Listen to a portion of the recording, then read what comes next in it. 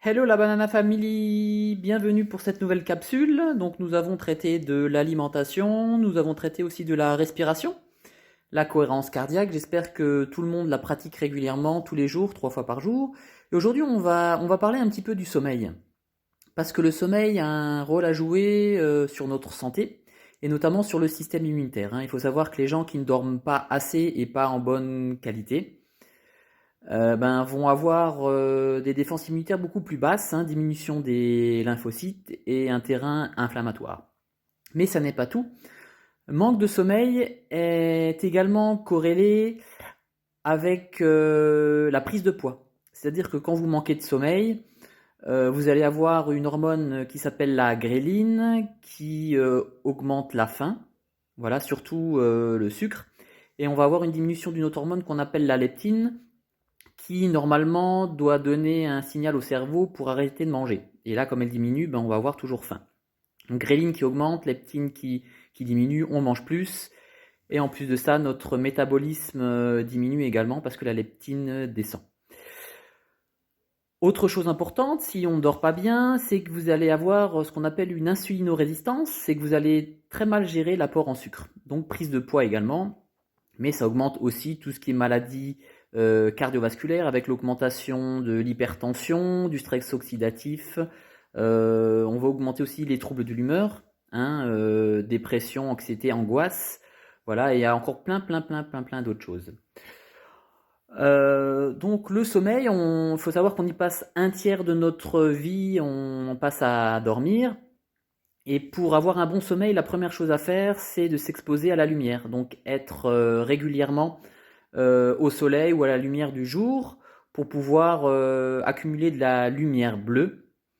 Faut savoir que dans la journée, notamment en début de journée, on va produire une hormone qui s'appelle le cortisol, qui est l'hormone pour pouvoir lutter contre le stress environnant. Et quand la lumière diminue et que la nuit tombe, le cortisol va descendre et alors vous allez avoir une augmentation de la mélatonine qui permettra de préparer l'endormissement.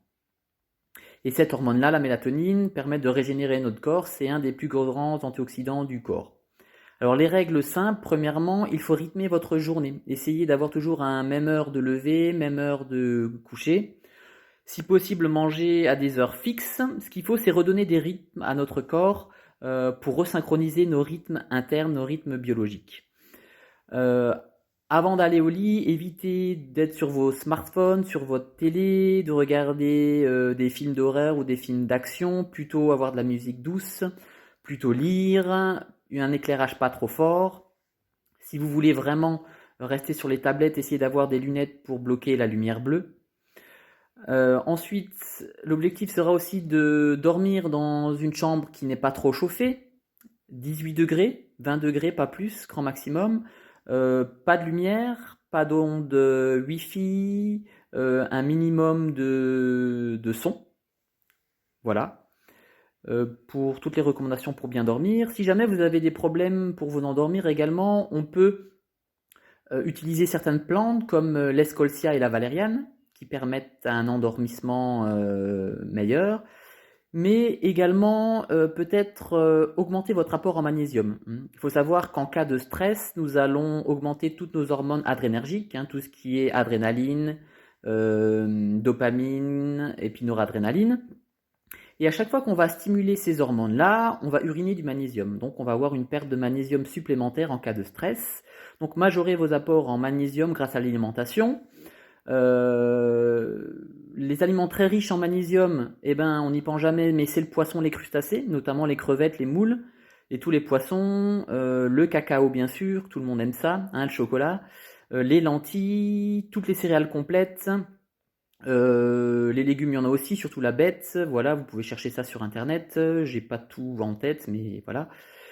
Et puis également, vous pouvez vous complémenter en magnésium. Donc simplement en cas de stress, de longue durée, d'angoisse et d'anxiété, vous pouvez prendre votre poids de corps, le multiplier par 6, ce qui donnera un chiffre en milligrammes, à prendre tous les jours, plutôt en fin de journée ou avant d'aller au lit.